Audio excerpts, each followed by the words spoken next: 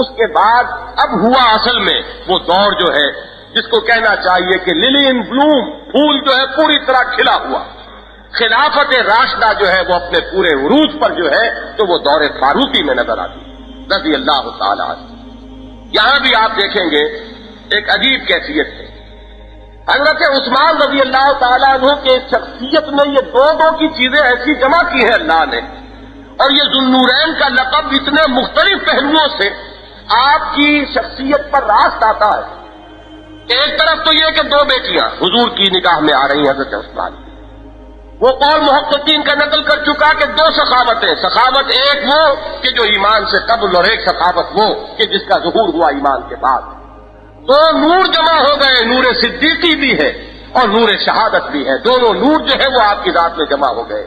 آگے چلیے، جیسا کہ میں عرض کر رہا تھا، خلافت میں ایک دور ہے حضرت عمر فاروق کا، اصل ایکسٹینشن اور اصل توسیع جو ہوئی ہے وہ حضرت عمر کے دور میں ہوئی رضی اللہ تعالیٰ عنہ۔ سلطنت کسریٰ جو ہے وہ پاؤں تلے روندی گئی، اور اس کے کنوز جو ہے وہ جو ہے لا رہے اور مال غنیمت کی شکل میں آ رہے ہیں، مدینہ منورہ میں ڈھیر لگ رہے ہیں۔ وہ کسریٰ کی سطوت جو ہے وہ داستان پارینہ بن گئی۔ ادھر وہ روما کی سلطنت کی ایک ٹانگ ٹوٹ چکی تھی، یعنی اس کا جو 3 بر اعظموں پر جو عمل دخل تھا، یورپ بھی، افریقہ بھی اور مغربی ایشیا بھی، مغربی ایشیا کی حد تک حضرت عمر کے دور میں اس کی حکومت کا یوں سمجھیے کہ ختم ہو چکا، جنازہ نکل گیا۔ لیکن یہاں سے آگے پھر جو ہوا ہے توسیعی عمل وہ حضرت عثمان رضی اللہ تعالیٰ عنہ کے دور میں، کہ پورا شمالی افریقہ، ذرا تصور کیجئے، یہ اس وقت کا لیبیا، الجیریا، موراکو، ٹیونس، یہاں تک پورا شمالی افریقہ حضرت عثمان غنی رضی اللہ تعالیٰ عنہ کے دور میں فتح ہو رہا۔ حضرت عثمان کی دور خلافت کے بارے میں یہ بات لوگوں کے ذہنوں میں بیٹھ گئی ہے کہ شاید فتنہ ہی فتنہ تھا، فساد ہی فساد تھا، بہت بڑا مغالطہ۔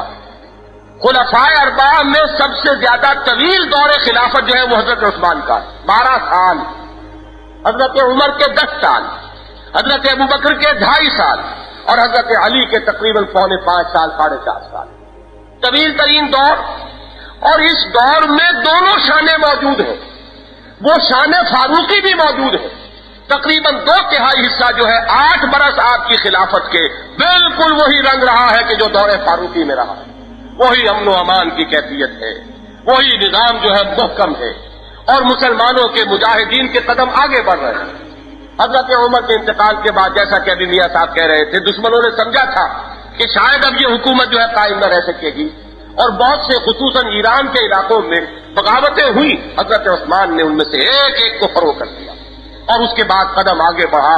جنگ عبادلہ کہلاتی ہے وہ، جس میں حضرت عبداللہ ابن ابی سرح اس کے کمانڈر ان چیف تھے، حضرت عبداللہ ابن زبیر بھی لڑ رہے تھے، حضرت عبداللہ ابن عباس بھی لڑ رہے تھے، اور حضرت عبداللہ ابن عمر بھی وہاں موجود تھے۔ یہ جنگ عبادلہ جس کے نتیجے میں افریقہ کی قسمت بدلی ہے، اور سلطنت روما کے وہاں سے وہ جھنڈے ہمیشہ ہمیش کے لیے اکھڑ گئے اور وہاں اسلام کا جھنڈا لہرایا۔ یہ پوری جو ہے فتوحات کا معاملہ یہ حضرت عثمان کے زمانے میں۔ حضرت عثمان کے دور خلافت میں یہ دونوں رنگ موجود، دور فاروقی کا رنگ بھی کہ جس میں توسیع ہے، استحکام ہے، امن اور سکون ہے اور چین ہے، اور دوسرا رنگ جو اپنے پورے عروج پر پہنچا حضرت علی کے زمانے میں رضی اللہ تعالیٰ عنہ۔ یہ بات سمجھ لیجئے، حضرت علی رضی اللہ تعالیٰ عنہ کا پورا عہد خلافت جو ہے وہ خانہ جنگی کے نظر ہو گیا، ایک قدم آگے نہیں بڑھا، اسلامی سرحدیں آگے نہیں پھیلی، سارا جو دور خلافت ہے وہ خانہ جنگی، جنگ صفین ہو رہی ہے، جنگ جمل ہو رہی ہے، اور وہ خوارج کے ساتھ مارکے ہو رہے ہیں۔ 84,000 کلمہ گو ایک دوسرے کی تلواروں اور تیروں سے وہ قتل ہوئے ہیں یا شہید کہیے مسلمان، 84,000 کی تعداد میں حضرت علی کے زمانے میں۔ یہ ہے 5.25 برس کا عرصہ کہ جس میں کہیں کفار کے ساتھ کوئی معاملہ نہیں، سارا معاملہ مسلمانوں کا ہے، باہم دست و غریبہ۔ یہ میں بعد میں عرض کروں گا کہ یہ بات کیا تھی، وہ جو میں نے ابتدا میں کہا تھا، ایک عالم ظاہری ہے اور ایک عالم باطنی ہے۔ عالم ظاہری میں اسباب ہم کچھ اور تلاش کرتے پھرتے ہیں، اور عالم باطن میں اسباب کچھ اور ہوتے ہیں۔ تا دلے صاحب دلے نامت میں درد، ہیچ قوم را خدا رسوا نہ کر۔ یہ دنیا میں اقوام جو رسوا ہوتی ہیں تو ایک تو ظاہری اسباب اور ایک حقیقی سبب ہوتا ہے۔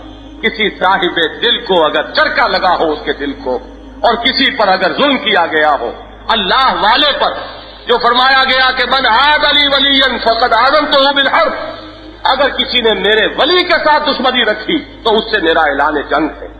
یہ ہے وہ باطنی حقائق کہ جس کا پھر ظہور ہوتا ہے اس عالم اسباب اور عالم مادی میں، جس کے لیے ہم تلاش کرتے پھرتے ہیں نہ معلوم کہاں کہاں سے اسباب اور کہاں کہاں سے دور دور کی کوڑیاں لاتے ہیں۔ تو یہ معاملہ کیا تھا؟ میں صرف یہ عرض کر رہا تھا کہ حضرت علی کا پورا دور خلافت فتنہ اور فساد اور باہمی خانہ جنگی اور مسلمانوں کی کوریزی ہوئی، اور حضرت عمر کا پورا دور خلافت اغیار سے مجاہدہ ہے اور قتال ہو رہا ہے، اور سلطنت اسلامی کی حدود وسیع سے وسیع تر ہو رہی ہے، اور حضرت عثمان کی ذات میں یہ دونوں شانیں موجود ہیں۔ وہ شان بھی ہے دور فاروقی، 7-8 برس اس شان کے، اور بقیہ 4 برس کے لگ بھگ جو ہے یا 5 برس کہہ لیجئے تو حضرت علی والی شان یا وہ کیفیت بھی موجود ہے۔ یا یہ بات البتہ جان لیں کہ حضرت علی کے زمانے میں اگر یہ بدامنی رہی تو ہم اس کا کوئی الزام حضرت علی کو نہیں دیتے، نعوذ باللہ من ذالک۔ کیسے ہم دے سکتے ہیں؟ وہ خلیفہ راشد، وہ ہمارے صحابہ میں رضی اللہ تعالی عنہم 4 نمبر پر ہے، گویا کہ بقیہ تمام صحابہ سے افضل تو ہم بھی مانتے ہیں۔ ہم نے تو صرف یہ کہا ہے کہ حضرت ابو بکر، حضرت عمر، حضرت عثمان یہ 3 افضل ہے حضرت علی سے، بقیہ سب سے تو افضل حضرت علی ہے رضی اللہ تعالیٰ عنہ، اس میں تو کوئی شک نہیں۔ تو ان کی نیت میں کہیں کوئی خلل نہیں تھا۔ بات یہ ہے کہ سازش کے ذریعے سے فتنے کی آگ اس طرح بھڑکا دی گئی تھی کہ نہ حضرت عثمان اس کو فروغ کر سکے نہ حضرت علی کر سکے۔ اگر حضرت علی نہیں کر سکے تو اس کا الزام حضرت علی پر نہیں ہے، اور اگر حضرت عثمان نہیں کر سکے تو کتنا ظلم ہے کہ ان پر سارا الزام رکھ دیا جائے۔ ایک کیسا تضاد ہے کہ ایک کے زمانے میں پورا دور خلافت جو ہے اگر فتنہ و فساد کی نظر ہو گیا اور وہ فتنہ فروغ نہ کر سکا، حالات کو قابو میں نہ لا سکا، تب بھی وہ شیر خدا ہے، اس کے شیر خدا ہونے میں کوئی فرق واقع نہیں ہوا۔ اور دوسرے کے زمانے میں اگر اس کا 2/3 دور جو ہے وہ دور فاروقی کا مثل ہو، اور صرف 1/3 دور میں اگر فتنہ و فساد ہو تو اس کو ہم کہیں کمزور تھے اور یہ نقص تھا اور یہ تھا اور وہ تھا۔ یہ سارا کا سارا تضاد جو ہے ذرا سا بھی انسان اگر غور کرے تو معلوم ہو کہ واقعہ یہ ہے کہ کیسی کیسی بے بنیاد باتیں ہیں جو کہی جاتی ہیں اور جو باور کر لی جاتی ہیں اور منوا لی جاتی ہیں۔ تو میں تو یہاں ابھی وہ ذوالنورین کا معاملہ بیان کر رہا ہوں، وہ 2 شانیں جمع ہو گئی۔ اس سے بھی آگے بڑھیے، سورہ کہف ابھی ہم نے ختم کی ہے اپنی مسجد خضرا کے اجتماع میں، جس کا میں آج ابتدا میں ذکر کر کے چلا تھا۔ سورہ کہف میں عجیب بات ایک جو آئی ہے جن حضرات کے نگاہوں میں ہے وہ، اور جنہیں یہ معلوم ہے کہ حضور نے فرمایا ہے کہ سورہ کہف دجالی فتنے سے محفوظ کرنے والی سورت ہے۔ جو شخص ہر جمعے کو سورہ کہف پڑھے گا وہ دجالی فتنے کے اثرات سے محفوظ رہے گا۔ اس کے ابتدا میں اصحاب کہف کا واقعہ ہے اور آخر میں ذوالقرنین کے حالات ہیں۔ ذوالقرنین کون تھے؟ ایک صاحب ایمان اور ایک نیک اور خدا ترس اور خدا پرست ایک شہنشاہ، بڑا عظیم شہنشاہ۔ واقعہ یہ ہے کہ جس دور میں وہ تھے بہت عظیم مملکت اللہ نے انہیں عطا کی۔ آتیناہ من کل شیء سببا، قرآن کی شہادت ہے۔ اصحاب کہف کون تھے؟ وہ صاحب ایمان جنہیں اپنی جان بچانے کے لیے اور جنہیں اپنا ایمان بچانے کے لیے کسی کھو میں جا کر پناہ لینی پڑی۔ معلوم ہوا کہ اہل ایمان دنیا میں ان یہ دو انتہائی حالات ہیں کہ جن سے 2 چار ہو سکتے ہیں۔